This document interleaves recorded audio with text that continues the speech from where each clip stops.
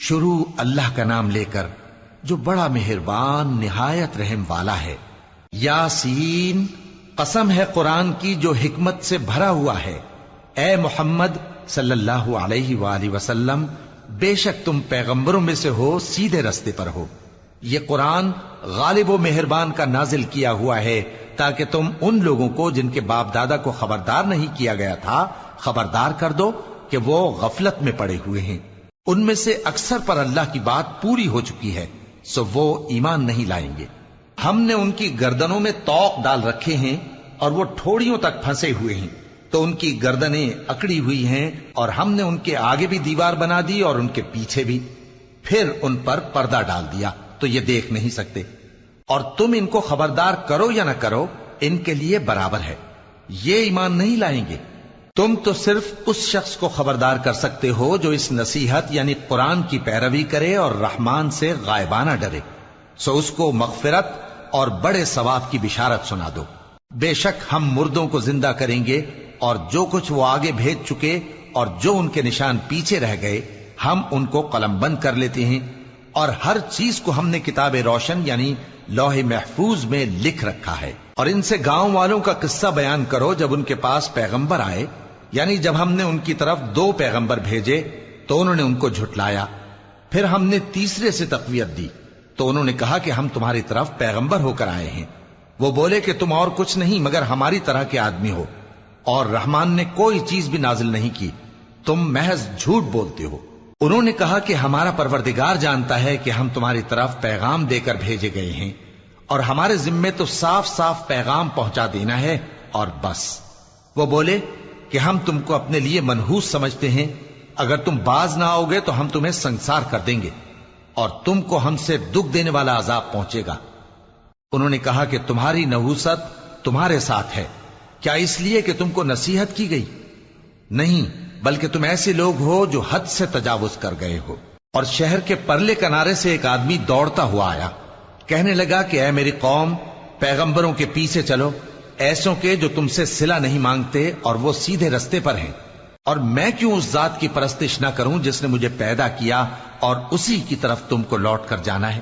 کیا میں اس کو چھوڑ کر اوروں کو معبود بناؤں کہ اگر رحمان مجھے نقصان پہنچانا چاہے تو ان کی سفارش مجھے کچھ بھی فائدہ نہ دے سکے اور نہ وہ مجھے چھڑا ہی سکیں؟ تب تو میں کھلی گمراہی میں پڑ گیا۔ میں تو تمہارے پروردگار پر ایمان لایا ہوں، سو میری بات سن رکھو۔ حکم ہوا کہ بہشت میں داخل ہو جا۔ بولا کاش میری قوم کو پتا چل جائے کہ میرے رب نے مجھے بخش دیا اور مجھے عزت والوں میں شامل کیا، اور ہم نے اس کے بعد اس کی قوم پر کوئی لشکر نہیں اتارا اور نہ ہم اتارنے والے تھے۔ وہ تو صرف ایک چنگھاڑ تھی، سو وہ اس سے ناگہاں بجھ کر رہ گئے۔ بندوں پر افسوس کہ ان کے پاس جب کوئی پیغمبر آتا تو وہ اس سے تمسخر ضرور کرتے۔ کیا انہوں نے نہیں دیکھا کہ ہم نے ان سے پہلے بہت سے لوگوں کو ہلاک کر دیا تھا؟ اب وہ ان کی طرف لوٹ کر نہیں آئیں گے، اور سب کے سب ہمارے روبرو حاضر کیے جائیں گے۔ اور ایک نشانی ان کے لیے زمین مردہ ہے کہ ہم نے اس کو زندہ کیا اور اس میں سے اناج اگایا، پھر یہ اس میں سے کھاتے ہیں، اور اس میں کھجوروں اور انگوروں کے باغ پیدا کیے اور اس میں چشمے جاری کر دیے تاکہ یہ ان باغوں کے پھل کھائیں، اور ان کے ہاتھوں نے تو ان کو نہیں بنایا، تو پھر کیا یہ شکر نہیں کرتے؟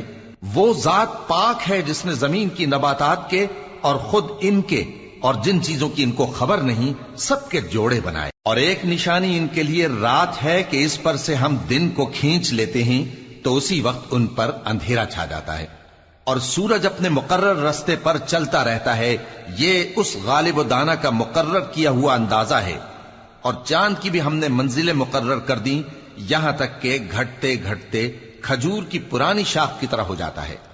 نہ تو سورج ہی سے یہ ہو سکتا ہے کہ چاند کو جا پکڑے، اور نہ رات ہی دن سے پہلے آ سکتی ہے، اور سب اپنے اپنے مدار میں تیر رہے ہیں۔ اور ایک نشانی ان کے لیے یہ ہے کہ ہم نے ان کی اولاد کو بھری ہوئی کشتی میں سوار کیا، اور ان کے لیے ویسی ہی اور چیزیں پیدا کی جن پر یہ سوار ہوتے ہیں، اور اگر ہم چاہیں تو ان کو غرق کر دیں، پھر نہ تو ان کا کوئی فریاد رس ہو اور نہ ان کو رہائی ملے، مگر یہ ہماری رحمت اور ایک مدت تک کے فائدے ہیں۔ اور جب ان سے کہا جاتا ہے کہ جو تمہارے آگے اور جو تمہارے پیچھے ہے اس سے ڈرو تاکہ تم پر رحم کیا جائے، اور ان کے پاس ان کے پروردگار کی طرف سے کوئی نشانی نہیں آتی مگر اس سے منہ پھیر لیتے ہیں۔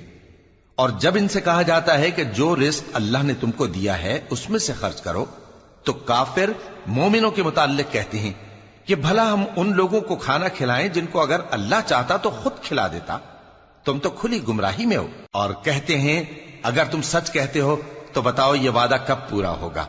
یہ تو ایک چنگھاڑ ہی کے منتظر ہیں جو ان کو اس حال میں کہ باہم جھگڑ رہے ہوں گے آ پکڑے گی، پھر نہ تو یہ وصیت ہی کر سکیں گے اور نہ اپنے گھر والوں میں واپس جا سکیں گے۔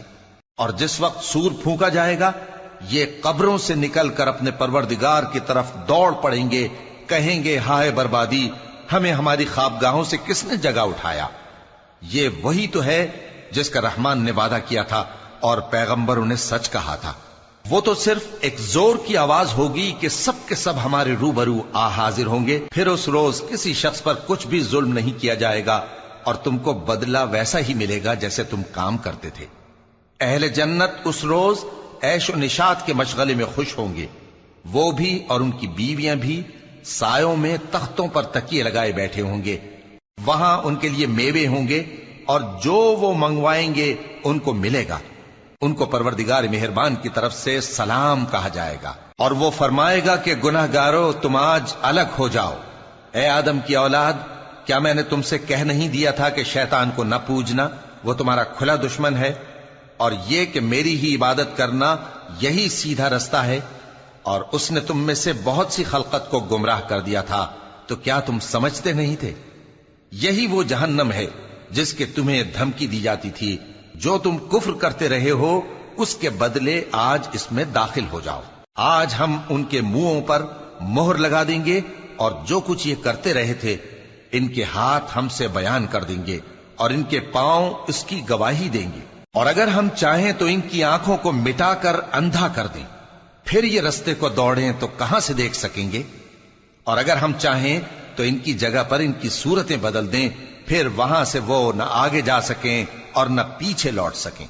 اور جس کو ہم بڑی عمر دیتے ہیں تو اسے تخلیق میں اوندھا دیتے ہیں، یعنی اسے بچپن کی کمزوری والی حالت کی طرف لوٹا دیتے ہیں۔ تو کیا یہ سمجھتے نہیں؟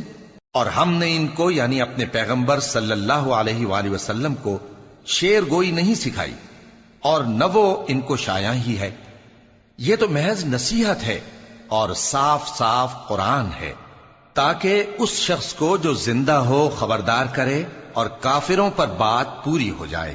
کیا انہوں نے نہیں دیکھا کہ جو چیزیں ہم نے اپنے ہاتھوں سے بنائیں ان میں سے ہم نے ان کے لیے مویشی پیدا کر دیے اور یہ ان کے مالک ہیں، اور ان کو ان کے قابو میں کر دیا تو کوئی تو ان میں سے ان کی سواری ہے اور کسی کو یہ کھاتے ہیں، اور ان میں ان کے لیے اور فائدے اور پینے کی چیزیں ہیں، تو کیا یہ شکر نہیں کرتے؟ اور انہوں نے اللہ کے سوا اور معبود بنا لیے ہیں کہ شاید ان سے ان کو مدد پہنچے، مگر وہ ان کی مدد کی ہرگز طاقت نہیں رکھتے، اور وہ ان کی فوج بنا کر حاضر کیے جائیں گے تو ان کی باتیں تمہیں غمناک نہ کر دیں۔ یہ جو کچھ چھپاتے اور جو کچھ ظاہر کرتے ہیں ہمیں سب معلوم ہے۔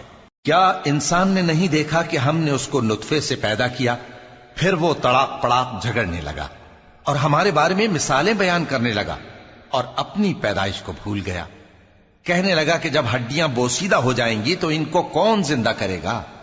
کہہ دو کہ ان کو وہ زندہ کرے گا جس نے ان کو پہلی بار پیدا کیا تھا، اور وہ ہر طرح کی تخلیق کو جانتا ہے، وہی جس نے تمہارے لیے سبز درخت سے آگ پیدا کی، پھر تم اس کی ٹہنیوں کو رگڑ کر ان سے آگ نکالتے ہو۔ بھلا جس نے آسمانوں اور زمین کو پیدا کیا، کیا وہ اس بات پر قادر نہیں کہ ان کو پھر ویسے ہی پیدا کر دے؟ کیوں نہیں؟ اور وہ تو سب کچھ پیدا کرنے والا کامل علم والا ہے۔ اس کی شان یہ ہے کہ جب وہ کسی چیز کا ارادہ کرتا ہے تو اس سے فرما دیتا ہے کہ ہو جا، تو وہ ہو جاتی ہے۔